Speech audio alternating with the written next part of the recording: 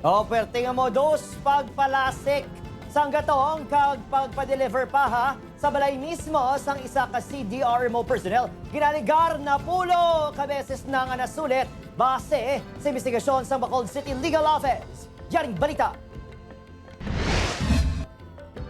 Sa pinakaunang ation, ginpatpat ni Bacolod City Legal Officer Attorney Carol Joseph Chu sa news team ang pinakadetalye sa inisyal investigasyon sa LGU sa akto sang personnel sa Bacolod City RMO nga pagpalasik sang gatong. Sunod sa kay Attorney Chu, natukiban nga madamo ka beses na nga ginaobra sang personnel ang pagpa-deliver sa iya mismo balay. Base sa information nga nakuha, container. Sa isa ka container, 20 litro. So, duwa ka container, kisa. So, 20 to 40 liters.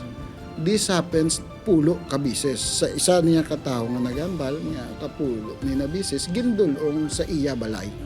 Natukiban nga wala ginapa full tank sini ang mga utility vehicles. Kag, sa baylo, Tagaan sa sang trip ticket kag sang voucher nga matugong sang fuel, itugong na nila sa container. Gong sila sa fuel compartment sang salakyan, then ang iban itugong nila sa container.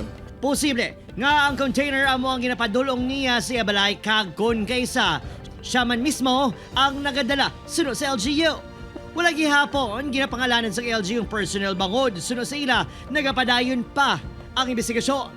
Nga we don't want to put the person involved under administrative investigation nga sa unnecessary public ridicule or humiliation man sa iya. Iniman ko ng rason kung nga sa subong wala pagin pangalanan ng may empleyado involvado sa iban pa nga illegal nga aktibidad. Naserbehan na sa show cause orders ang tinalikdan nga adlaw ang personnel sa CDRMO agud makapatha. Nagapabilin pa ini sa trabaho. Opo, Kiril Casillo, Adrian Prietos, Western Visayas.